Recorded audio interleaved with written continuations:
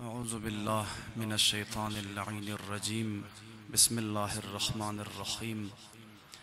الحمد لله رب العالمين بارئ الخلائق أجمعين، ثم الصلاة والسلام والتحية والإكرام على رسوله وحبيبه خير الأنبياء بالقاسم المصطفى محمد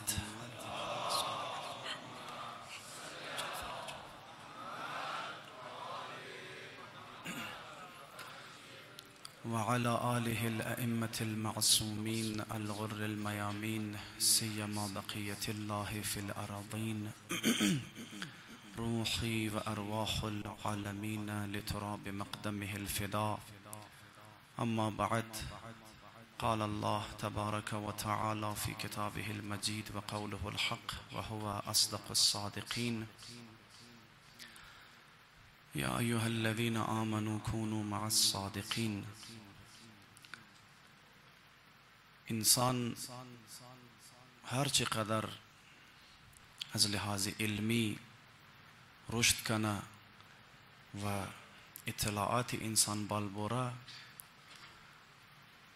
و از لحاظ علمی هر چقدر در بالاترین مقامات برسه و میرنگه انسانی که خیلی از لحاظ علمی در جاهایی نرسیده، هر دوی ازی انسان ها همیشه نیاز ده وعظ و نصیحت دارن. همیشه انسان باید در طول هفته کوشش کنن که یگو نه یگو مجلس درس اخلاقی یا مجلس معارف اهل بیتی یا مجلس وعظ و نصیحتی همیشه کوشش کنن شرکت کنن. اگر او درس اخلاق یا اگر او معارف و مطالب تکراری باشه و از قبل اگر شنیده باشه و خود از او انسان یک عالم باشه و اطلاعات خیلی بال باشه، خب او معارف و مطالبی که بیان میشه برای از او شخص یک تذکر است، یک تکرار دوباره. چون انسان بالاخره نفس انسان یک از صفات حالا چی بگیم بسیار بدی که داره ای است که زود فراموش مونه، فراموشکار است، دوچار غفلت میشه انسان. لذا اگرم عرض کردیم او چیزا را او میدانست قبلا، خب او در عنوان تذکر میتونه باشه، میتونه یک یادآوری باشه، از حالت غفلت انسان را برو بدر مونه، انسان را دوباره یک تذکری میده. اما خب اگر نمیدانست، خب منی اطلاعات انسان اضافه میشه، منی علم انسان اضافه میشه. لہذا امزو خاطرم در منی قرآن مجید است که همیشه مگه یک دیگه خورا تذکر بدین کسته و تواصوا بالحق و تواصوا بالصبر و تواصوا بالحق. مگه منی همیشه یک دیگه خور تذکر بدین منی قرآن. خب فقط تذکر دادو نیست، فقط انسان یک دیگه خورا متذکر نشونه، بلکه وعظ و نصیحت که دیگران مونه امیرنگا که بازیگو کسی دیگه او وعظ و نصیحت کد، وعظ و نصیحت دیگران را هم گوش کنه و قبولم کنه. خیلی مهم است. انسانی که هیچ وقت راضی نمیشه و حاضر نیست که وعظ و نصیحت قبول کنه، و انسان بدبخته، و انسان دیگه در وادی بدبختی ها مبتلا میشه. یک از نعمتهای خدا امی است که انسان گو تر نفسی داشته باشه که وعظ و نصیحت گوش کنه، نصیحت گوش کنه و بریشی عمل کنه. من قرآنم خیلی دی هل من مدکر من قرآن است، آیا کسی است که وعظ و نصیحت و پند و اندرز گوش کنه کسته اینا را بگیره. خیلی مهم است. یک بنده خدایی مگه در زمانه عمر ابن عبدالعزیز زندگی مکد، مگه روز رفتم در خانه عمر ابن عبدالعزیز، از خلفای بنی عباس بود دیگه.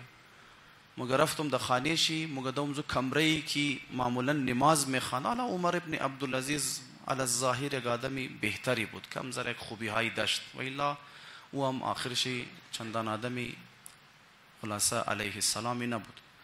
اما خب مگه رفتم در جایی که او نماز میخوان، معمولا مگه بعد از نماز صبح برای سجاده نماز ششته بود. مگه ما هم رفتم این آدمم که در قصه رمونه خود چه اهل علم بوده، خلاصه تمام روز در مجلسی درس و وعظ و نصیحت و اینا رفته بوده. مگه رفتم اونجی، مگه او عمر ابن عبدالعزیز یک مقدار خرما را که او کنیزش یا غلامش که آورده بود، یک مقدار خرما که بال کرد، گفت اگر ما امروز امی قدر خرما قد کم زرا و بخورم برای پورا روز ما بس است یا نه؟ مگه ما حرفی نزدم، گفتم والا چی بگم شما را؟ مگه کم ذره زیادتر بال کرد، کم ذره مش پر شد. گفت امی قدر اگر قدا و بخورم چطور؟ مگه ما که دیدم کافیه. گفتم من امی قدر کافیه، اگر امی قدر خرمام شما صبح تا شب قدا و بخورین کافیه. مگه نگاه کرد گفت خب پس چرا وقتی که یک انسان اینمی قدر خرما قد کم ذره و اگر در تمام روز بخوره برایش کافیه، چرا بس گفتی قدر مردم سر لوش کرده دنبال از دنیا، این قدر حرص از دنیا را چرا مخره مردم؟ چرا انسان به خاطر امزی شکم خود خود من جهنم میندازه؟ واقعا چرا این کار آرمونه؟ مگه چنان اون نصیحت یزو بنده خدا مگه بری از ما اثر کرد که تا امروز نه روز را مگه اثر شه بری از ماست و محب دنیا پرستی رو مگه از من از ما بدر کرد. یک نصیحت در حالی که او قبلا هم نصیحت های گوش کرده بوده، خیلی مجلس های وعظ و نصیحت رفته بود، اما هیچ کدام چی این رنگ در دلش نشسته بود، اثر نکرده بود. عزیزم دمنه هر مجلس برو شرکت کنو. حالا نمیگم هر مجلس از صبح تا شب مجلس از این مجلس دوز مجلس شو، منظوری نیه. یعنی بالاخره هر ماه محرم و سفر کی حرفش جداه، اینا حساب کتابش جداه. در طول سال کوشش کو دگو درسی اخلاقی گو عالم دینی برو یک نصیحتی گوش کنو، یک درسی گوش کنو، درس اخلاقی بگر. از کجا معلوم یک عالم کستا یک مجلس دمنی زو یک جمله ش دستو بلگا اثر کنه و زندگی تو رزی لب دولب کنه، انقلاب بیره دمنی زندگی تو. پس اوقات یک جمله است مو منتظریم زو یک جمله ای که مور گو کس بوگا و مو اثر کنه و انقلاب باید دمنی وجودی ازمو بتونیم جهاد با نفس را شروع کنیم. واقعا همزونجی شروع میشه. مثل فضیل عیاض که داستان چه بسیار مشهوره دیگه. یک آدمی ڈاکو، یک آدمی خلاصه حرامخور، چی قدر گناهایی که نمیکرد، اما اون امروز که از بر زنا بال مشد میخواست برو گناه کنه، از خانه پالو والا آیه قرآن الم یعن للذین آمنوا ان تخشع قلوبهم لله مثلا آیه شریفه را اگر درست خوانده باشیم، آیا وقتی از این نرسیده و کسایی که ایمان آوردن در روی بروی خدا خشوع داشته باشه و برگرده به طرف گناهها دیگه نره، واپس توبه کنه مثلا، این آیه شریفه را شنید. اون یک آیه بود که فضیل عیاض را منیج وجودش انقلاب آورد دیگه، شد از اصحاب امام کاظم علیه السلام مرف درس اخلاقای ما گفت که دیگه عجیب و غریب واقعا یک دنه آیه در دلش اثر کرد. یک بنده خدای دیگر را بزرگوار را کسته گفت که تو تا کی را موری مجلس های درس گوش منی، علم حاصل منی، منی کتابا زندگی تو تیر شده، تا کی را وعظ و نصیحت تو نمیدم از این چیزا گوش منی؟ بزرگوار گفت ما شاید تابالی اون نصیحتی که بیتن مرا در معراج برسندن میتن منیز ما انقلاب بره، شاید تابالی ما اور نشندم، من منتظرم زو یک جمله ایم از کجا گیر از ما باید و منیز ما اثر کنه و مرا ببره دیگه خلاصه به سعادت برسندن. واقعا عجیب است. همیتر یک بنده خدای دیگر در تاریخ نقل مگه امادک پیش یک دنه موعظه‌گری، پیش یک واعظی پیسدار بود بسیار کلان و مستم بود خلاصه غافل. او واعظ اماد گفت که ما عجیب مگه تعجب منم، مگه عجبت من ضعیف یعصى القوی، مگه ما تعجب منم از یک موجود بسیار کمزور و ضعیفی که درو در مقابل خدای قدرتمند درو مخالفت منه، خدای قدرتمند را درو مخالفت شم. ما تعجب منم از این بدبختی که چقدر تو کمزوری، اما در مقابل خدای قوی درو مخالفت کرده است. پس توخ که عزیزان گرامی مجالس وعظ و نصیحت بسیار ضروری است. عزیزان گرامی مراجع تقلید ازمو در قم شما بورن توخ که مراجع تقلید حد اقل مای دو دفعه یک دفعه درس اخلاق میله برای خو یگو دنا شاگردای شما درس اخلاق مگه بزرگوار د تاشش تا گوش مونه، بعضی ایشون درس اخلاقی که گوش مونه گریه مونن، واقعا اشک میریزن وقتی متذکر میشن، وقتی که به یاد از این مسائل میافتن. واقعا نمیتر آیت الله العظمای بروجردی رضوان الله تعالی علیه بعض از اوقات شیخ مرتضی زاهد را از تهران کوی مکت قم گفت بیا برای از درس اخلاق بگی. شیخ مرتضی زاهد شاگردایش بود. آیت الله بروجردی او کسی که تمام مراجع تقلید زمان اعلان مرجعیت نموکد در مقابل بزرگوار. گفت برو جردی که باشه دیگه مور بسه او قدر بزرگ. اما کوی مکه شیخ مرتضی زاهد میماد برای منبر میشش درس اخلاق میگفت آیت الله بروجردی چنان گریه میکرد مگه فقط بگی گناهکارترین انسان روی زمین می اوتر گریه میکرد. نیاز داره انسان در وعظ و نصیحت. حالا مراجع تقلید وقتی که اوتر مونه دیگه مو حساب کتاب خور باید داشته باشه. لذا خوب است که گاهی انسان در من درس های اخلاق شرکت کنه و بحثی از مباحث اخلاقی را هم انسان بشنوه تا که انسان امی زنگ هایی که بعض اوقات در اثر غفلت بر قلب و نفس انسان میشنه این زنگ ها را انسان دور کنه و واپس برگرده به سمت پروردگار عالم. خب یک دو دانه از مسائل اخلاقی را و صفات بد اخلاقی را امشب میخوایم خدمت شما صحبت کنم تا یک تذکری باشه ول برای خود بنده حقیر و از بعدم هر کسی خواست استفاده کنه انشاءالله. یکی از صفات بسیار بد که گناهان کبیره هم است، از گناههای کبیره است، امی بحث دروغ است عزیزان گرامی. من روایت است عجیبه. معصوم در من روایت میفرماید مگه انسان تا او زمان مزه ایمان را نمیتونه احساس کنه تا زمانی که دروغ گفتار اعلان نکنه. مزه ایمان را احساس نه تا زمانی که دروغ گفتار اعلان نکنه. حالا فرق نمونه چی او دروغ در سیریس باشه چی در مذاق باشه. بعضیا ماین دروغ برای دروغ مگه وقتی که میگه چرا دروغ میگی مگه یار خب مزاح کردم شوخی کردم مزاح کردم. نه عزیزی من، در زمان پیغمبر خدا یک بنده خدایی در دستای خو چیز گرفته بود بس بچه خو کوی میکرد. دیدین باباها بچه خو مگه بچه بیا بغل من بدون تو را او زمانه حالا در زبان عربی خو در دستای خو چیز گرفته که بیا مثلا تو من بدون مثلا تا که بچه را باید بغل کنه نوازیش کنه چیزی. پیغمبر خدا گفت در دستای تو چیه؟ دستای خو واس کرد منی دستایش خرما بود. پیغمبر خدا فرمود گفت خوبه عیب نداره چیزی خوبیه، اما اگر در دستای تو یک چیز نمو بود و بچه خور کوی میکردی در دو گناه مبتلا میشدی. گناه اول دروغ میگفتی، گناه دروغگویی، و گناه دوم بچه خور دروغ گفتار یاد میدی. زباد بچه زباد مفهمه که موش خلاف واقع گپ زد، یک چیز حقیقت نداره تو خلاف حقیقت گپ بزنی بچه همزونجی دروغ گفتاره یاد میگیره. خیلی تأثیر داره. پدر و مادر هسته که بچه را دروغگویی تیار نه. در زمانه قدیم در من کتابها یک داستانی بود مشهور، خودون شما شاید شنیده باشین. یک ضرب المثل تیار شده مگه ای تخم مرغ دزد است که شتر دزد تیار میشه. این من فارسی یک کهاوت است. خب از خود داستان داره. مگه یک بنده خدایی مالی خلاصه مال و تجاره را شترهایش قدبارش قاطی دزدی مونه. وقتی که دزدی مونه گرفتار میشه مگه از طرف حاکم شهر حکم پانسیش سناو میشه مگه اعدام کنی بنده خدا را کست. وقتی که حکم پانسیش سناو میشه او خلاصه مجلد باشه هر کس که باشه ما مگه خب آخرین خواهشی یگو چیزی اگر داری خوب بگی یگو خواهش داری. گفتان ما یک خواهش دارم. گفت چیه؟ گفت خواهش از من است که مادر مر بیرین ما آخرین بار بینگرن مادر خور.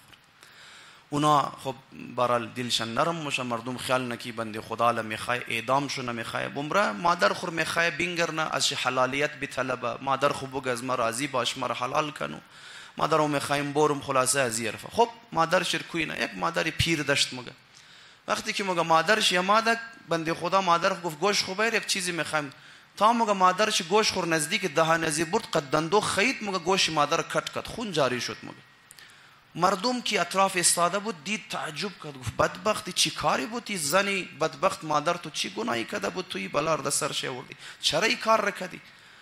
مگه شروع کرد یک مرتبه گفت یعنی مادر مرا دوز جور کرد مرا. گفت چطور؟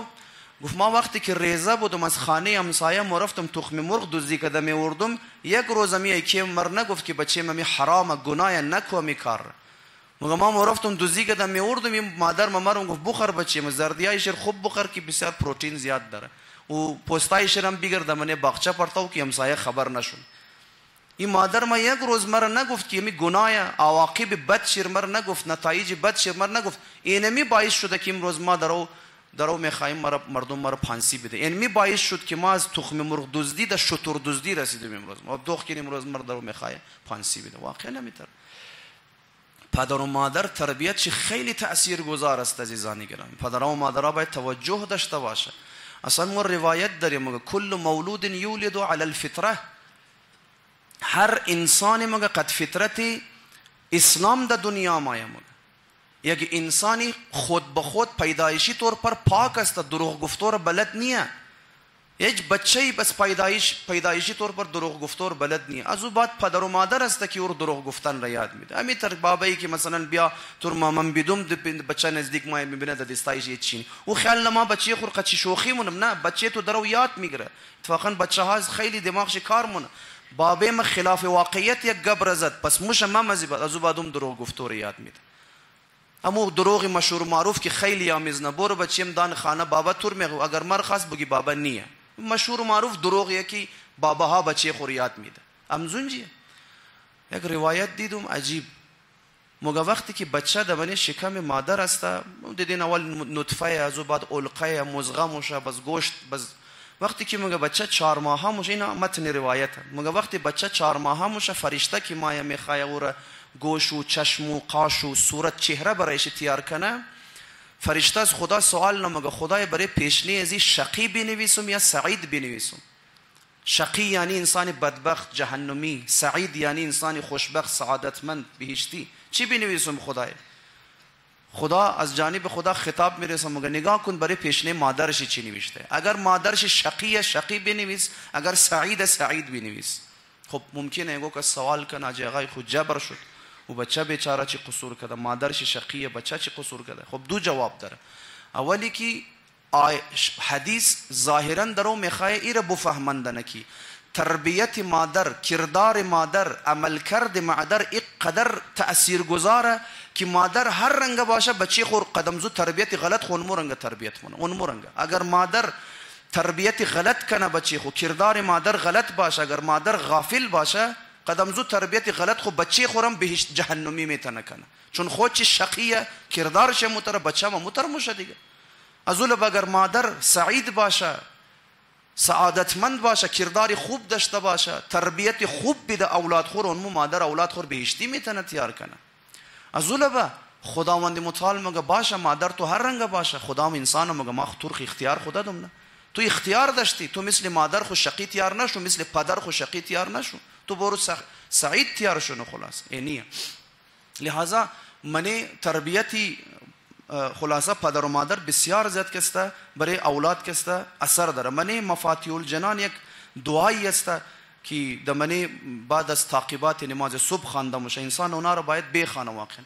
مگه خدای دعا منی زو دعای خدای اگر نامی از ما در منی اشقیا لکایی است خدای از منی اشقیا نام از مر بدر کو فمحونی من الاشقیا مگه نام مر پاک کو از منی لیست اشقیا واکتبنی من السعداء خدای مرا جزء سعیدها قرار بده یعنی توفیق بده خدای که ما هم یک انسانی سعیدی باشیم. واقعا دروغ گفتن خیلی صفت بدی است عزیزان گرامی.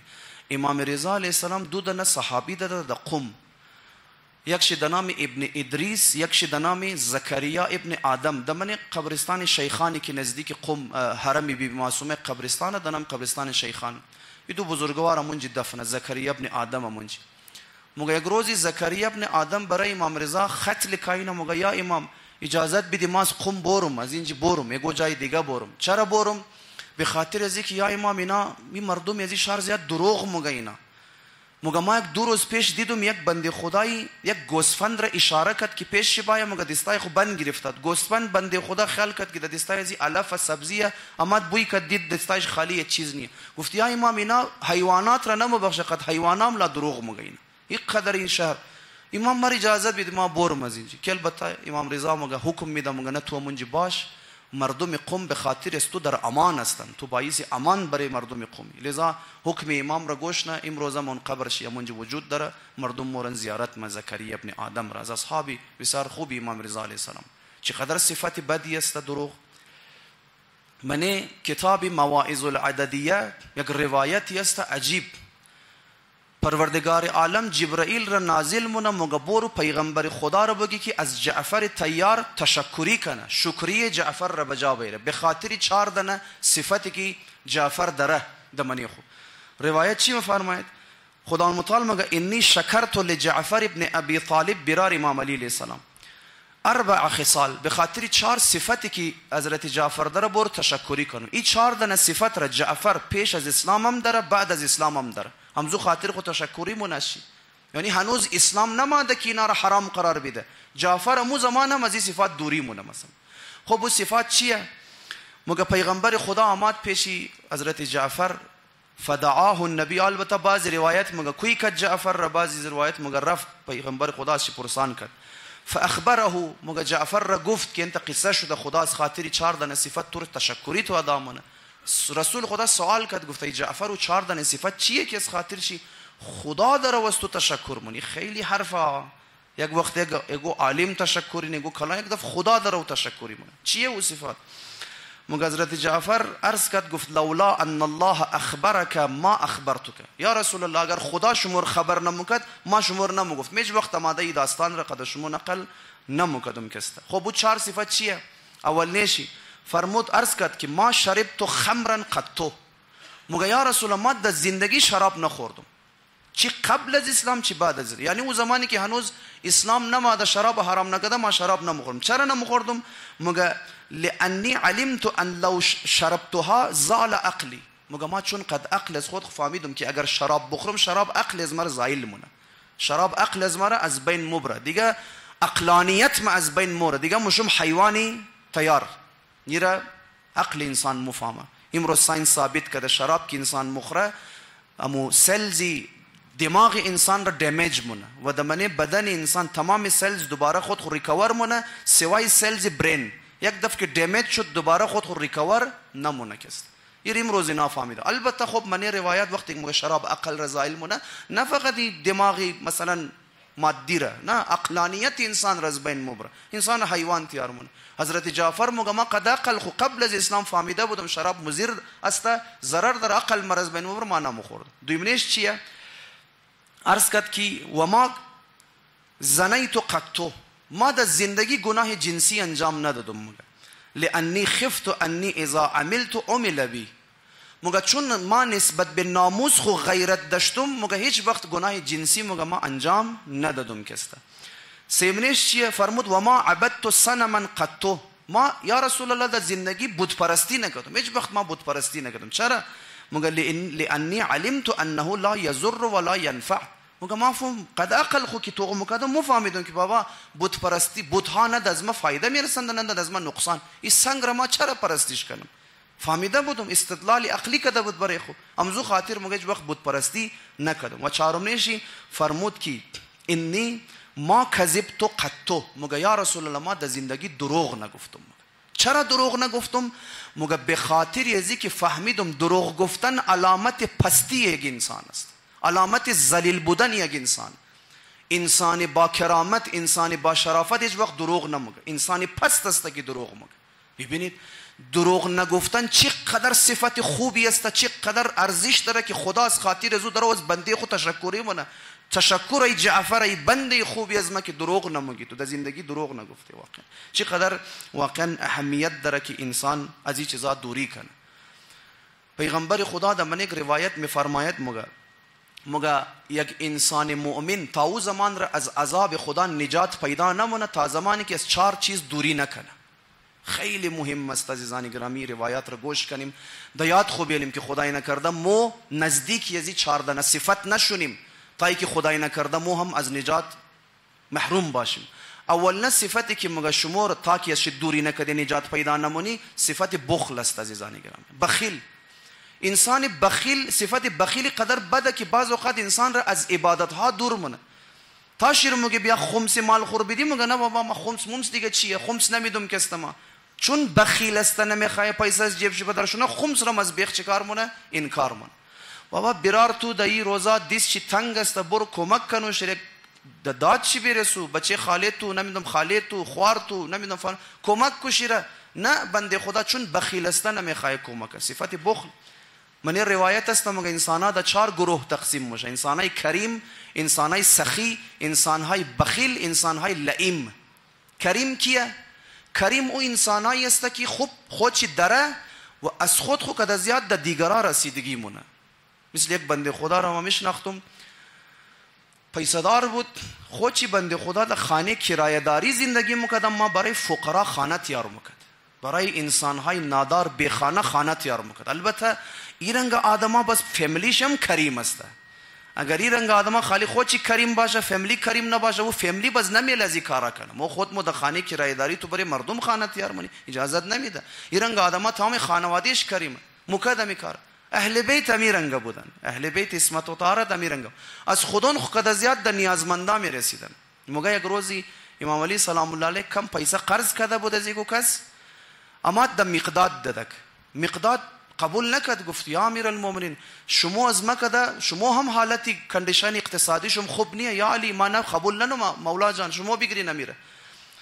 امام علی سلام الله علیه فرمود که گفت مقداد درسته در خانه از ما 3 روزه که نان وجود نداره، امام علی موگه، اما در خانه از تو از 4 روزه نان وجود نداره، ما خبرم، پس تو از مگه در نیازمندتری. بلکه در پیسه‌ای که قرض کرده امام علی برای خود خو، چون دید مقداد از مگه در نیازمندتر، بلکه مقداد داد. خانواده کریم اینی رنگ، انسان های کریم اینی رنگ.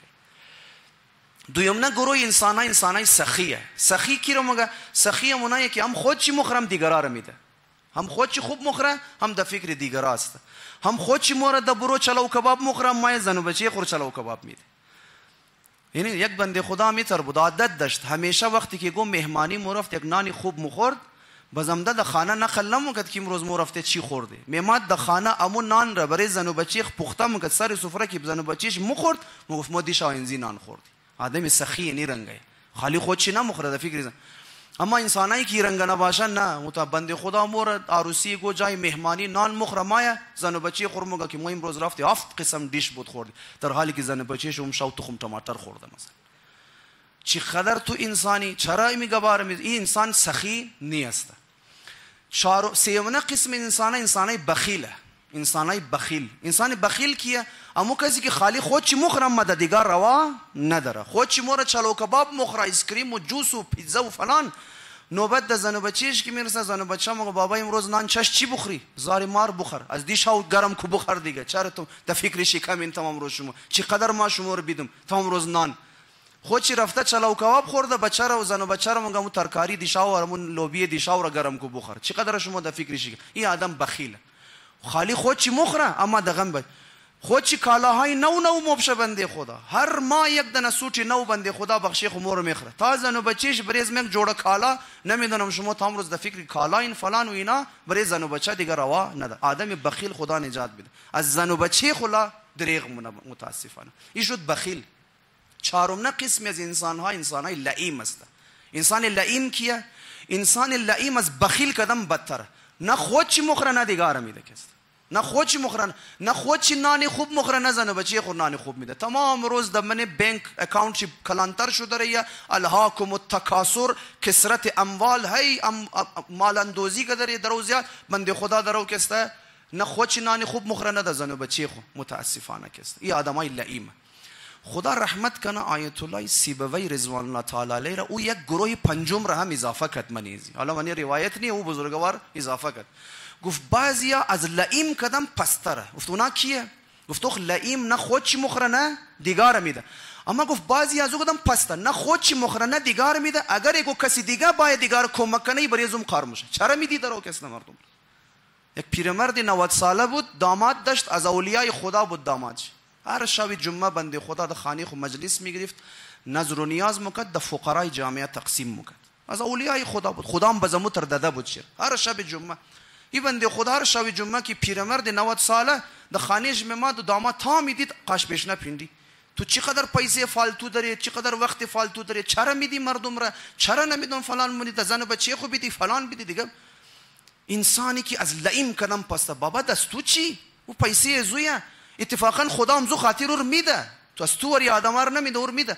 او درو مای فقرا رو کمک مونه دی لذی درو درن تو چرا واقع نمیتونه. دیدین در من بعضی از خانواده ها، محله ها یا من دوستا و رفقا بعضیا تامین کرنے کو کس درو میخوای خمس مال خو بده ای بنده خدا مای نماینده شیطان تیار میشه ای د زیر گوشی وسوسه چی مونی خمس میدی پیسه خوری نمیدون ملا ها رو میدی بچه خود تو ازدواج نزدیک دختر تو جهیزیه میخوای اونا رو نمیدی 20 کم تنگ مشه فلان پیسه رو بال کده اونا نمایندگی شیطان ای وسوسه د دل زومن چون خود چی یک انسانی که از لئیم کدم پس ترسته چیز از دیپ چه بدر نمیشه یکی دیگه که میخوای در راه خدا عبادت مالی از خود خور انجام بده اونگه نکوی کارا چرا مونگا پیسه خورزایم انسان لئیم پیغمبر خدا فرمود تا این 4 صفت من شما باشه انسان نجات پیدا نمونه از عذاب الهی اولش چی بود بخل دویم صفت چیه گمان بد نسبت به مردم الله اکبر چقدر صفت خطرناک است عزیزان گرامی بدگمانی نسبت به مردم تا بنده خدا مثلا فرض کو با جناق شکسته گو دنا گاڑی میخره یا گو دنا خانه میخره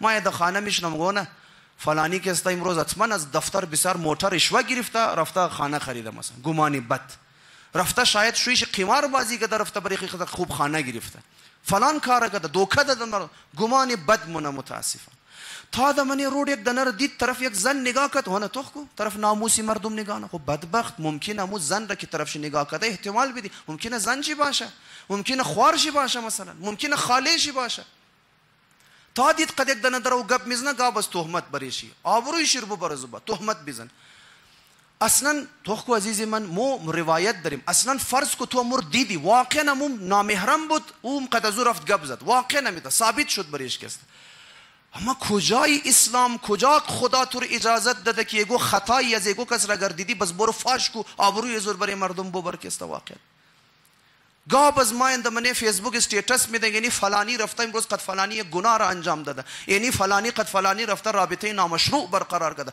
گاد من فیسبوک استیٹس بیده فوتو بیدی دا نفر دیگم غافل بدبخت دیگم از تامای مگان خدا اینا رسوا کنه که خدا ذلیل کنه ای تو نمیدون فلان فلان شده چری کار بدبخت تو چرا او یک دنه فیک آیدی ماده یک پست داده اونجا آوری مردم تو چرا کمک منی آوری زبنده خدا رو اصلا تو میدانی که او کمی کار کرده یا نه یا تهمت الزام است بریشی چرا این کار منی روایت مگه گو آدم دید از من شرابخانه بدر شد فورا تهمت نزن که فلانیم شراب خور شده 70 دنه احتمال بدی بابا شاید رفته بیرار ریزه خور بیره بابا شاید خیال کرده بود که مثلا فرض کو چایخانه رفت منیش دید شرابخانه مثلا شاید رفته بود برای نصیحت کدو نمیدانم 1000 دنه احتمال بدی عزیز من چرا فورا تهمت میزنی اتفاقا یک از بزرگان میگفت بعض اوقات خداوند متعال بدی و خطای ایگو را در شما خبر میده تا شما رو امتحان کنه ببینم پرده پوشی مونی یا نمونی بعض اوقات از بقصد خدا خبر مونه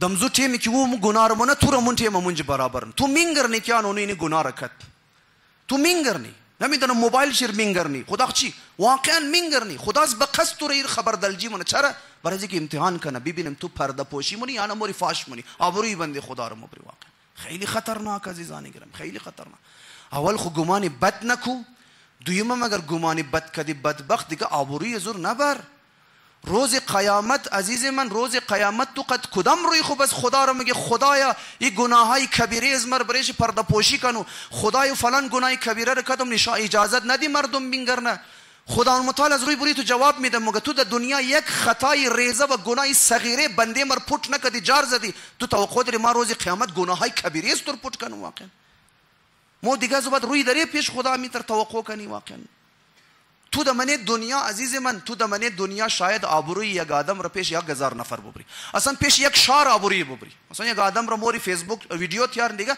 پیش یک شهر آبروی شر مبری درست شد اما روز قیامت خدا آبروی استور پیش تمام صحرای محشر مبری پیش تمام صحرای محشر و در من ازو صحرای محشر کسی که آبرویش پیش آبروی تو پیش موره یک ازو کسای امام حسین یک ازو کسای امام زمان و تو آبروی امام زمان را هم مبری سر امام زمان هم تاموش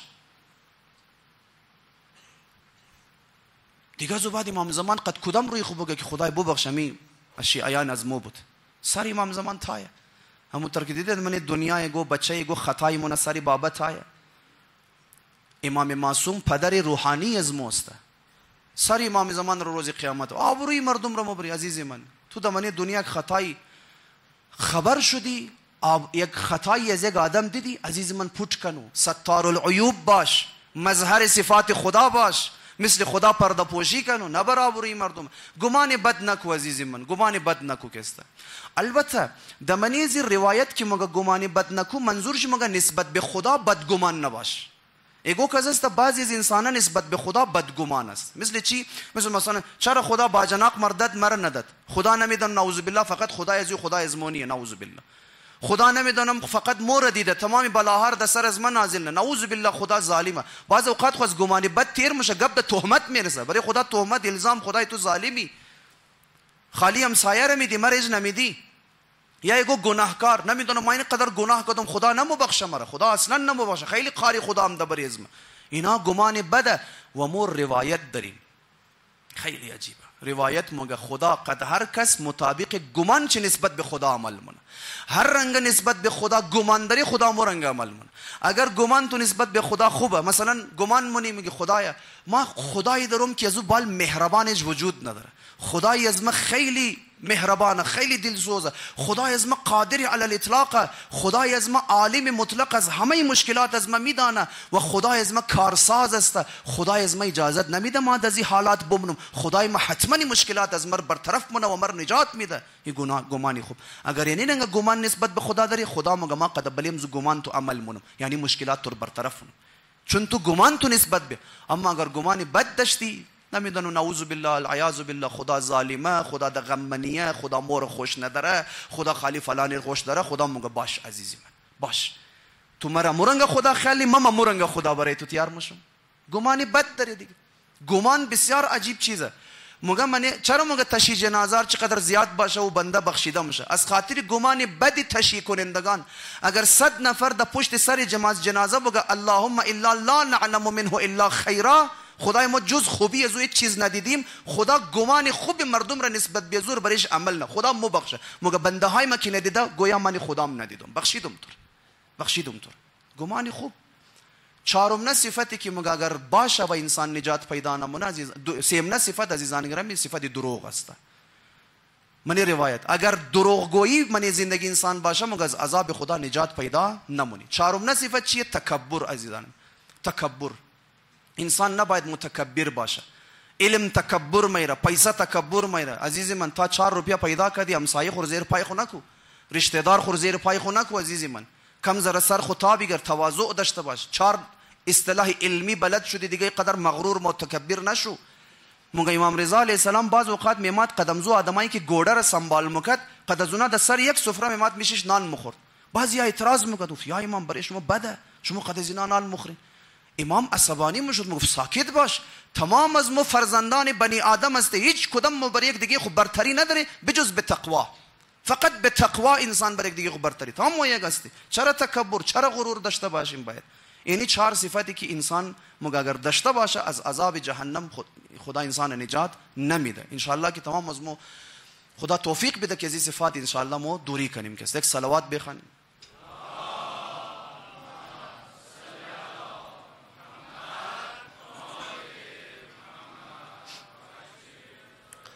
دمنی اصول کافی یک حدیث است حدیث د نامی مختلف حدیث د نام جنود عقل و جهل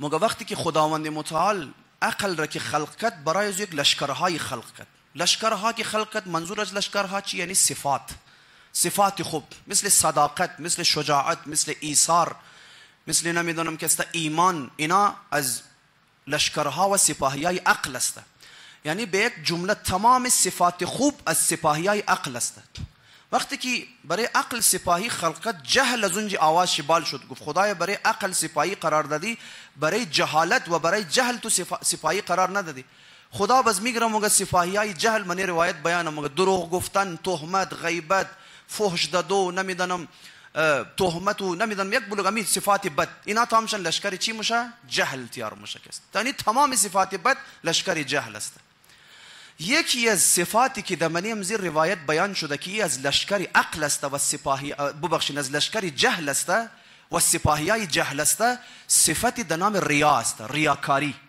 ریاکاری عزیزان گرامی ریاکاری یعنی چی یعنی همی که نشوده دو دیگه یعنی کار را برای خدا نکنم کار را برای مردم کنم در مردم نشان بدم ببین ما چی بچه خوبی هستم چی کارهای خوب انجام بدم مثلا نشو بدید در مردم موقع زمانه قدیم در حمام ها که است وقتی که مردم برای غسل کدوم مد بزمو آدمایی بود وظیفه و دیوتی داشتن کارشی بود که مردم را کیسه میکشید بدن چرا کیسه میگرفت لیف میگرفت مردم را کیسه میکشید بس چیکار میکرد برای از اینکه خود خور نشان بده که ما چی خوب کیسه کش هستم بس میگفت حالا برز معذرت دیگه گلابرو مگه او چیر که بدن ازور جمع میکرد لول کرد اینجا برای چاتین چی میشته که نگاه کو چی کیسه زدم خلاصه بدن تورنت صاف کدوم مثلا دمزی دوران مگه یک دنمزی کیسه کشایی که درو پشت یک عالم را درو کیسه میکشید دمزو دوران سوال پرسان کرد گفت آجا سوال چی گفت ریا یعنی چی گفت ریاکاری یعنی چی و عالم مشیار بود در کس را گفت باید در زبان خود چی گفت امی که ما چرک رستم جای بدن ما جمع کردم این برای چاتین ما میلی ور نشان میدی این ریاکاریه گفت یعنی تو ما چقدر خوب کیسه کشی کردم مثلا ببین چقدر ما زحمت کشیدم برای اینکه 4 روپیه از ما بیشتر مثلا انعام بگیری از من گفت یعنی می عزیز من ریاکاری است واقعا نمیتر صفت ریاکاری یک مریضی بیماری است بعضیا واقعا نفسیاتی طور پر بیمار میشن مریض هستن اینا تا یک کاری خوب نمونه بس تمام روز BBC ور اعلان کردم مور مثل بعضی دیدین حج مور مایا یک دو سه دفعه مایا موقع به امزو حجر الاسود کی زیارت کردم قسم به امزو حجر الاسود کی زیارت کردم بابا بس چند دفعه قسم مخری تمام عالم خبر شد تو رفته حج حجر الاسود زیارت کردی نه به امزو حجر الاسود کی زیارت کردم قسم نمیدونم فخر کردم ما 20 دفعه در زندگی عمره رفتم خدا توفیق داد الحمدلله 20 دفعه عمره خود تو غلط کردی 20 دفعه عمره رفتی تو باید 2 دفعه عمره مو رفتی پیسه 18 دفعه دیگه 18 دانه جوان را خانه شرابات میکردی کی تو گفت بور 20 دفعه عمره تو اشتباه کردی عزیز من فخر کردم مگه 20 دفعه عمره رفته در پالوی خانهش یک دانه جوان از خاطر ازدواج نکدو درو در گناه مبتلا میشه او پیسه دادن جر بیگر دادن جوان را تو ازدواج کنو در خانه شرابات کن نمیدونم ما خدا خبر فخر کردم ما سالی 4 دفعه قد جاز کربلا زیارت مورم خاک د سر یزو زیارت کربلای تو که تو 4 دفعه موری اما حاضر نی 10 روپیه امزور د یک دنه غریب دمسایه خوبی دیکست بله حج واجبی را پیسهش د فقرا نموشد حج واجب را یک دفعه واجب باید بوری شه حج واجب یک دفعه واجب باید بوری ور نموشه پیسهش د فقرا بدی و بحث نیه اما اگر خیلی پیسه داری یک 2 دفعه برو عمره زیارتی اما دیگه زوبت 20 دفعه نرو عزیز من برو پیسه زور فقرا را بدی کمک کنو یگو اسکول تیار کنو یگو دنه بچه را خرج تعلیم شر بدی اما نه چرا ایگه بار مگه برای اینکه نشان بده ببین حاجی صاحب 10 دفعه حج رفته 10 دفعه نمیدونم عمره رفته خب عزیز من یک پوست پیاز کسته و حج هایی که تو برای نشان دادن انجام بدی ارزشی نداره عزیز من ریاکاریه شما تو که عزیزان گرامی دمنه روایات از موسته کسایی که ریاکار است راه علاج ریاکاری چیه راه علاج چیه تو که روایت چی میگه روایت میگه خدا متعال مخاطب میشه بنده میگه بنده من تو خاطر چی ریاکاری از خاطر امزیمونی که مردم نشو بدی 4 نفر مرید تو تیار شونه نه دیگه 4 نفر بگه آج آقا بیا اینجا بال بشی آج آقا سلام آو فلان آج جناب فلانی فلان آجی صاحب فلان سلام کنه مرید تیار شونه من مردم شهرت پر امزیمونی نه دیگه خداوند متعال برای نمونه روایت مگه کی هر وقت شیطان آمد که تو رو بگه بیا ریاکاری کنو ددان شیطان بیزن بگی خدا روایت بیان کرده که بنده ما بیا کار را خالصتا برای من خدا انجام بدی ما تو را د زبان زدی اما خاص مونم مگه تمام دنیا را معذوبت مرید تو تیارم فقط تو بیا کار خالصتا برای من خدا انجام بدی تو معمولا برای امزیمونی نه دیگه خدا مگه تو بیا کار برای از مکنو ما تو رو مشهور مونم دمن دنیا ما تمام عالم را مرید است تو تیار مونم اتفاقا در طول تاریخ بزرگانی که هیچ وقت در فکر نام و نشان و این چیزا نبوده مرید بازی و این چیزا نبوده اتفاقا منستم که زیاد مرید داشت شیخ مرتضی زاهد وری انسانهایی که واقعا نه مرجع تقلید شد بعد نه دیگه از بزرگانی بود که هیچ وقت دنبال نام و نشان بسیار ظاهر و ساده زنده اما استم که زیاد در زمانه خود مرید شیخ مرتضی زاهد داشت مثلا چرا چون نبود دنبال ازی نبود که برای مردم کار را انجام بده فقط تمام کارایش برای خدا بود خالصتا برای خدا میگه بیا برای از ما کار انجام بدی خالص کنو عمل خو ما تمام دنیا رو مرید تو آیه قرآن هم است دیگه آیه قرآن ان الذين آمنوا وعملوا الصالحات سيجعل لهم الرحمن ودا بیا تو عمل را برای از ما انجام بدی ما تمام دروازه ها برای تو چیکار مونم واز مونم ازیگم برای ریاکاری نکو مگه یک شیخ نجفی از نجف قد چندان مریدای خو راه افتاد میخواست دیگه شهر دیگه بره د دم راه آمد دیگه د نمزی اوټلای دم راه روک شد دید که دمنی زوش هوټل کسته درو مردم شراب مخوره بوتلای شراب اشته درو شراب خور داری ای بنده خدا کسته شیخ نجفی آمد اونجا که تا که رفت دید اینا شراب مخوره مریدایشم قچقاتی دمنی اوټل رفت قد از او تیا قرار چکیدش شروع کرد تلاخ تلاخ شیشه شراب را میده کدو کسته تمام شن میده کرد شراب مخرین شما نجاست فلان که از رفای مگه دمزو دوران کسته یک دنمزو کسایی که شراب خور بود در حالتی که مستم بود یک شعر میخوانه عجیبه تو نه بنده خدا ما شعر میخوانه چی مگه شیخ نجفی شکست پیمانه ما گردید بساط عیش ما یکسره تی گر بحر خدا شکست پس وای به ما گر بحر ریا شکست پس وای به وی. ببینید کارشی میتونست دو معنا داشته باشه. موگه بنده خدا آمد شرابای از مرخ میده کرد، اما یک وقت انسان است از خاطر خدا میدن، یک وقت است نه از خاطر ریاکاری میدمون. اگر از خاطر خدا شکسته واقعا خب پس وای بر از مو، اما معلومه که تو از خاطر خدا نشکسته، به خاطر چی شکسته؟ به خاطر ریاکاری شکسته. از کجا او آدم مست فهمید که ریاکارانه در میده من بوتلای شراب را؟ از خاطر ازی که چونو گرفت بوتلای شراب را میده کرد. چون تو عزیز من از نظر اسلام خود شراب قیمت نداره، شراب مالیت و ارزش نداره. تو که اگر میخوای خلاف شراب است چه باید چیکار میکرد؟ واجبه میگرفت بوتلای شراب برای زمین خالی میکرد، بوتلایش باید واپس، چون بوتلش قیمت داره ما شراب قیمت نداره، بوتلایش رو واپس بدو، مال از بنده خداست، تو نباید رو بشکنی. اما چون بوتلا را شکست او بنده خدا فهمید، چون بود ها، اما فهمید که بنده خدا به خاطر ازی که 4 دانه مریدی که قچقاتی من ازو خانم ده، برای ازی که اونا را متاثر و امپرس کنه که ببین شیخ از ما چقدر مقدسه، شراب را بوتل شکست برای نشود دو ازو نابود کسته. اما اگر تو برای خدا کنی کار، مولا اخوند علی سمنانی رضوان الله تعالی علیه یک زمانی مگه امام جمعه سمنان بود، مگه پیرمردم شده بود بنده خدا. خبر رسید گفت حاجی آقا یک بار شتر شراب را درو میخواید من شار بیره، یک بار شتر را مؤمنین را و خلاصه نماز خانه را جمع کردن، مگر رفت درای از او بار تمام شن روک کرد، سپاهیا و خلاصه مار کسی که بود اونار کنار کشید، مردم را گفت باین شرابا را بگیرین در دشت خالی کن، بوتلایش را واپس دمنی از انباریش انداخت، گفت اینا برین. شیشه ها را میده نکرد، فقط شراب را در زمین انداخت ریخت، گفت شراب نجیسه، مالیت نداره، ارزش نداره، اما بوتلایش گفت مالیت داره، ارزش داره، مالی از بنده خدا، ما حق ندارم این کار کنم. پس ببین برای خدا اگر میخوای کنی این رنگه، اما اگر برای خدا نباشه دیگه زوبا چیه؟ ریاکاری است عزیزان گرامی. خب ما روایت داریم مگه ریا از خود 3 دانه علامت داره. امشو خودمون ما بیشتیم توخ کنیم خدایی نکردن استی منی از ما خمیر علامت های ریا خونی خدا نخواسته. چیه؟ پیغمبر خدا فرمود للمرائی 3 علامات، انسان ریاکار 3 دانه علامت داره. اولنیش چیه؟ فرمود یکسل اذا کان وحده، و دویمنیش ینشد اذا کان عنده احد. اولنا و دویمنه صفت ریاکاری است. مگه انسان ریاکار زمانی که تنها میشه به حال بنده خدا، هیچ حالی نماز خواندو نداره، نه نماز شب میخونه، نه نافله میخونه، نه دیگه.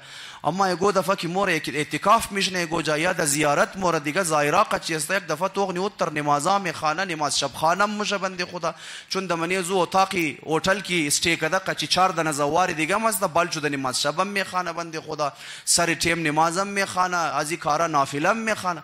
اما وقتی که تنها میشه نه حال نماز را دنه، نماز شب که چه نماز صبح شم قضا میشه. مثل بعضیا د خانیق ششته امر روزه از مثلا فرض کو لایف گوش منه یا خانیش د پالوی منبره، مثلا فرض کو آواز روزه د خانیش ما امر روزه اما گوش منه این کار نه، هیچ د فکر شری، هیچ د قصهش نه پایا دراز درو مثلا خندام من، هیچ گریه میریه نمون.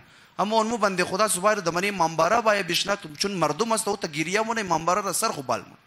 خب معلومه که تو برای نشان دادو درو مثلا که است گریه مونی، ریاکاری اینا علامت تا مردم است خو ریا مونه نبود، کس نبود نمینگر نه بزنه، خب معلومه برای مردم. یک آقای مگفت ما صبح د یک دنه امام باره مگه سخنرانی داشتیم، نماز جماعت صبح مشد، از بعد سخنرانی، از بعد زیارت عاشورا میخواندیم. مگه یک دفعه چیکار شد؟ او امام بارک است مگه منی امزو ممبر زی انجمن و هیئت والایشی اختلاف ایجاد شد، مگه اینا د 2 گروپ تقسیم شد. مگه یک گروپ دیگهش از اینا جدا شد، روی بوری امزو منبر رفت اونا یک دنه مسجد دیگه تیار کرد، یک منبر دیگه تیار کرد. ای باز مگه ما می ترار صبح که میمادم که د امزو کونه مسجد و منبر برم سخنرانی و زیارت عاشورا اینا، مگه وقتی از پیش منبری از نوی منبر که تیر میشدم میدیدم چی صدای دلسوز و جانسوز گریه مونه، چی ناله های، ما بخی غیبتم خوردم، خدایا روزی از مکن و رزق از مکن که ما میتر ناله داشتم، میتر گریه کنم. چی گریه من واقعا چی وصل شدن ناقد خدا خوش آب حال شما. مرفتم ما سخنرانی خو مقدم نماز و زیارت عاشورا اینا. بعد از مای محرم و سفر یک روز مگه قد کلانی امزو نو امام باره روخ شدم صبحگاه مگه. قد از ما که ملاو شد گفت حاج آقا خبر نشد امسال چیکار کردیم؟ گفت چیکار کردی؟ گفت امسال ما گرفتیم مجلس اونجوی امام باره خراب کردیم مگه. تمام گراکایش طرف از خود جذب کردیم مگه. خراب شد رفت مگه. اونو تیم مگه ما فهمیدم که او گریه ها برای چی بود. اون ناله هایی که مکدن ناله ها برای خدا نبوده، ناله ها برای زی بوده که بین طرف از مو کست. ریاکاری واقعا.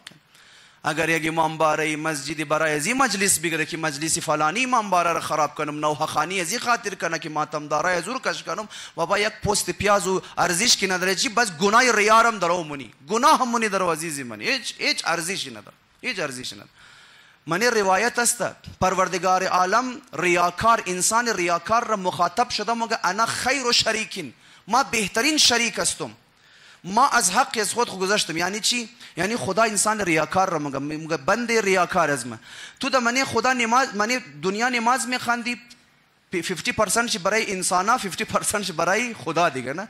یعنی کم برای خدا کمش برای مردم هم نشو بیدم دیگه نه. گفتو کمش برای مردم مگه کمش برای از من. خدا مگه ما بهترین شریک هستم، تو شریک انسانا را شریک از من قرار داد دیگه. ما بهترین شریکم. خدا مگه ما از حق از خود گذشتم، اینال روز قیامت بر تمام اجر خود اونجا دیگه شریک ما بگیر. ما از حق گذشتم. ببینید کدام شریک است از حق از خود تیر باید؟ هیچ شریک از حق خود. اما خدا مگه ما بهترین شریکم. روز قیامت انسان ریاکار که مایا مگه نه اما 50% چم که از خاطر از ما کدی اورم ما د شریک بخشیدم بر تمام اجر خونزو انسان بگیر که از خاطر امزو تو عبادت میکرد. چقدر خطرناک است عزیزان گرامی.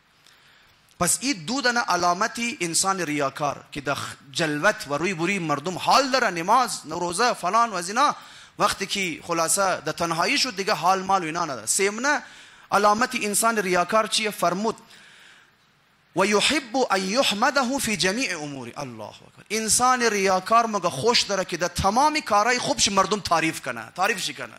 تا رفت یک دانه دختری غریب را جهیزیه داد مگه مردم باید خبرشونه تعریف کنه، فلانا حاجی، فلانا پیسه دار، فلانا نمیدونم ماستر، فلانا کسته نمیدونم آدمی که فلان پست داده فونو دختری غریب را رفت کمک کرد. خوش داره که مردم تعریفش کنه. یعنی چی عزیز من؟ میخوای یک دانه دختری غریب را کمک کنی، د شاوانه شاو د پس پشت یک دانه داټسن جهیزیه لوټ کو ډرایور ایڈریس بھی بور د خانه فلانی تاکو تاکه د بیا اگر پرسان که کیدت بو یک بنده خدا داد امیرنگا مگر نمشه برای خدا کمک. اسکول تیار کردنی بور یک دانه اسکول تیار کو بور از بعد تیار شد مردم بور بچایش منش درس میاد کی تیار کرد؟ یک بنده خدا تیار کرد. ختم شد رفت. ریاکاری نمیخواید. اما متاسفانه ریاکارن دیگه. یک دانه کمک نکرده مگه باید شهره آفاقی بود. مثل زو بنده خدا وری دیگو دانه کاری خیر کسته 5000 روپیه کمک نکرده مگه منی لیست نام از مرم لکایگا از بری لیست اعلان کنو حاجی فلانی یا کربلای فلانی یا ماستر فلانی یا نمیدونم فلانی آفیسر کسته 5000 روپیه کمک نام مر بگه. معلومه که تو ریاکاری منی در عزیز من دیگه برای خدا نی. اما بعضی هست کروڑا روپیه کمک منه ملی لیست اصلا اجازه نمیده نام مر لکایی کنیم. برو بابا ختم شد رفت. بنده خدا کمک کرد. خدا مگه بیا تو خالص کنو عمل خو عزیز من. روایت داره مگه اگر کسی 40 روز تمام اعمال خود برای خدا خالص کنه مگه خداوند متعال حکمت ها را از قلبش برای سر زبانش جاری مونه. حکمت ها زبان تو جاری موشه. جرت ینابیع الحکمه من قلبه الی لسانه. از دل تو حکمت ها جاری موشه. عالم نی زبادو تر گواهی بیزنی که علما زیر پای منبر تو بای بیشتر. مثل سید کریم کفاش بر انسانا. سید کریم کفاش یک موچی بود اما چون خالصانه عمل داشت سالها کار د جای رسیده بود که رفیق امام زمان تیار شده بود. رفیق امام قد امام زمان شوخی میکرد او قدر رفیق نزدیک بود. امی شیخ مرتضی زاهد مرف ددان دکان چی میجشت مفتمر نصیحت کن از علما خود چی از وعاظ چی داره شیخ سید کریم کفاش عالم نه هیچ چی نخوانده اما چون عمل خالص انجام داده خدا از قلبش برای زبان چه درو حکمت جاری حرفایی میزنه که به خدا بعض اوقات مرجع تقلید چی نمیزنه. اینیه عمل خالص. خوش داره که عمل از مر چیکار کنن عزیزان گرامی؟ تعریف کنن کسته. خب یک روایت دیگه هم داخل عرض کنم زحمت شما تمام. امام معصوم فرمود یک گنج خوبی و یکی از گنجهایی است که عمل انسان عمل خوب انسان پوت باشه. اخفاء العمل یعنی عمل خور پوٹ کدو از گنجهایی است که انسان میتونه حاصل کنه. امی که عمل تو پوٹ بود پیش خدا ارزش داره و برای است تو یک گنج است، برای آخرت تو یک گنج. امی که عمل خور آوردی ظاهر کردی فاش کردی دیگه اثری از بین مره. ریاکاری اثر اعمال نیک انسان را از بین مبره، نابود مونه، ختم مشه عزیزان گرام. لحاظا کوشش کنیم هر عمل خیر را انسان انجام میده مخفیانه و پټکی انجام بده. خدا انشاءالله تمام از مر توفیق بده که از گناه کبیره مانند دروغ پرهیز کنیم و انشاءالله که تمام اعمال از خالصانه باشه و منیش ریا میکس نباشه. خداوند متعال منی روایت میفرماید که بنده خدا عمل خور خالص کنو، چون کسی که عمل تر میخواه بررسی کنه، عمل تر میخواه قضاوت کنه، او یک نقاد بصیر است. چطور بعضی از صراف ها دیدین سرای نوت را انتر چک مونه که خراب نباشه اصلیه یا نقلی. خداوند متعال تا صرافی است که یک دانه نوت نقلی، یک دانه عمل نقلی از پیش میس نموره. عمل نقلی کدام عمله؟ عملی که منیش ریا وجود داشته باشه، خاص پیش خدا در نموره. خدا عمل خالص میخواه عزیز من. روایت مونږ عزیز من عمل خور خالص کو کم شیم تر کفایت من. اخلص العمل یکفیک القلیل منه. عمل خور خالص کو کم شیم مگه تر نجات میده، کم شیم برای تو بس. اما اگر عمل خالص نباشه بابا تمام روز دادن مسجد و هسپتال و اسکول تیار کنی یک پوست پیاز برای خدا ارزش نداره. وریم متوسل شونیم قد خانواده اهل بیت عصمت و طهارت، از اهل بیت عصمت و طهارت دمی روزا رزق معنوی بخواهیم و توفیق بخواهیم از خداوند متعال که ما را توفیق بده بتانیم از این صفات پست و رذیله خودون خور نجات بدیم، نفس از خود خور مزین کنیم به صفات خوب اخلاقی، به صفات الهی. الله اکبر. دلها بسوزد برای زینب کبرا سلام الله علیها. زینب کبرا سلام الله علیها چه مصیبت هایی که ندید.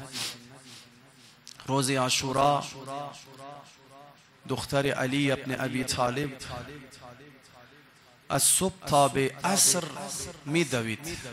زینب گاهی در قتلگاه می دوید، گاهی به سمت خیمه ها می دوید، گاهی برای ازی که جنازه علی اکبر از قتلگاه ویره می دوید به میدان، چون زینب می دانست اگر ما میدان نروم ابی عبدالله الحسین صورت از صورت علی اکبر بال نموند. زینب دوید تا جنازه اکبر را به خیمه ها ویره. یک بار دیگه هم زینب دوید به سمت قتلگاه تا خود حسین را بیره، اما دیگه رسیده نتنید. زینب کبرا مگه ما دیر رسیده، تا رسیدم دیدم شمر سوار بر سینه حسین. زینب سر وقت نرسید، اما خب خیلی دوید زینب. از او بعد شام غریبا هم خیلی زینب دوید، از این خیمه سوخته به اون خیمه سوخته. گاهی دنبالی از او بچه گم شده می دوید، گاهی دنبالی از او دختر گم شده. مگه آخر شب وقتی بچه ها را دانه دانه حساب کردید دو سه بچه گم شده.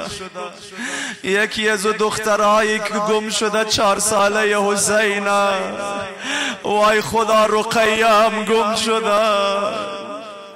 مگه ام کلثوم را صدا زد خواهرم توی بچه های دیگر را سنبال کن، ما برم بگردم رقیه را پیدا کنم. یک دختر دیگه هم امام حسین داشت در نام سکینه، کلان بود. حضرت سکینه آمد گفت اما جان ما هم بایم دنبالی رقیه بگردیم با هم. گفت بله دخترم بیا با هم بگردیم. اما دمن میدان هی می دوید صدا می زد رقیه نزدانه بابا. یک مرتبه دید سکینه دختری 4 ساله را خواهر 4 ساله خور در بغل گرفته در او میره به سمت خیمه ها. هر دو خواهر با همدیگر در او صحبت منگب میزنن. چی مگه خواهرم تو رای قتلگاه را از کجا پیدا کردی؟ اصلا تو بدن پاره پاره بابا را چطور پیدا کردی؟ آخر سکینه وقت رفت دید رقیه بر سینه بابا خوابیده. خواهرم تو سینه بابا را از کجا پیدا کردی رقیه جان؟ یک مرتبه بیبی رقیه مگه خواهر مگه دان دروازه یکی از خیمه های سوخته ششته بودم. شب تاریک همه جا را در او می سوزاند. هر کی از راه می رسید مرسیلی میزد. دامن ما سوخته بود. مگه خیلی ترسیده بودم.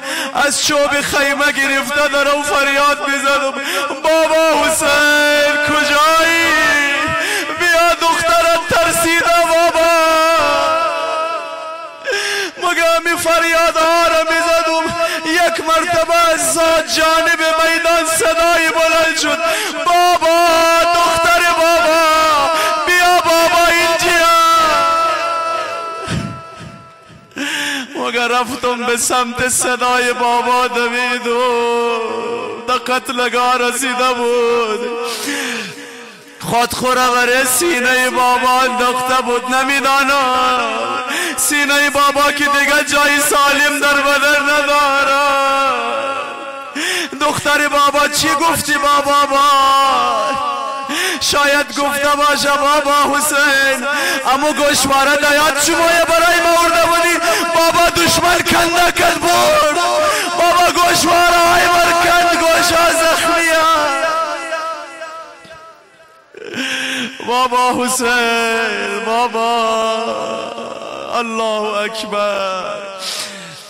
دیگه گذشت. ای کاش امی مصیبت ها کافی مو بود برای دخترای حسین. اما امی دختر حسین نقد دیگه و سرا وارد دربار شام کردن. وارد دربار یزید شدن. نانجیبا مگه بیبیا را تمام را ده یگو تر جای شنده بود. دم را بود. کمزر بلندی بود. مگه هر کس و ناکس که می آمد طرف زنها و بیبیا نگاه بکرد. هی دخترا خودون خورا پس زینب کبرا پوت بکرد. چرا پوت باشی؟ الله اکبر. آخر یک مصیبتی نازل شده. چی شده؟ یک دن از نانجیبای شراب خور که برای کرسی نشسته بود صدا زد ای یزید این دختر گز کیا؟ موشد عنوان کنیز دست و سودا کرد.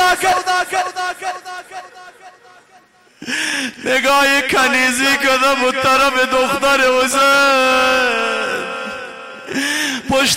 پشت زینب کبرا پرد شده بود. شاید امزی خاطر بود وقتی سر بریده بابا را گرفته بود. یکی از درد دلهایی که کردمی بود بابا حسین. آندم که من از ناقه افتادم و غش کردم بابا تو کجا بودی؟ از ما تو جدا بودی. دادم راز بره شطورم افتاده بود. آخر مصرع دوم خیلی عجیبه. آندم که مرا دشمن فرمان کنیزی داد بابا تو کجا بودی؟ از ما تو جدا بودی. بابا حسین کجا بودی؟ شاید سر بریده هم زبان حال باز کرده باشه. آندم که تو را دشمن فرمان کنیزی داد در تشت طلا بودا.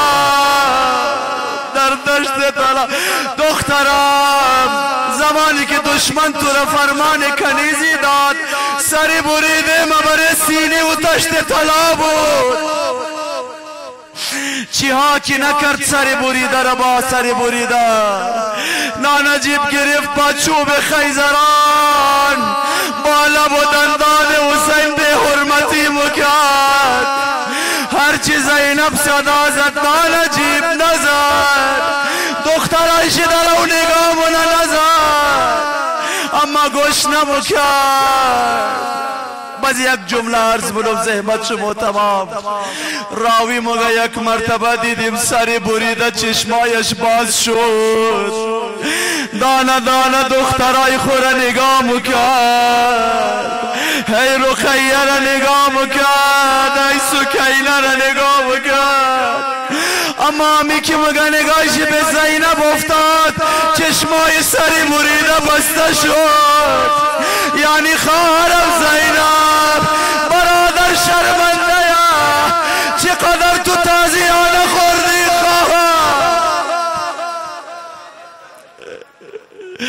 خواهرم برادر شرمنده ای از این صورت بازی است تو یا که قدیستای خوب پوچ کده صورت خورا. الله اکبر. زینب با دستها صورت خورا پوچ کده بود.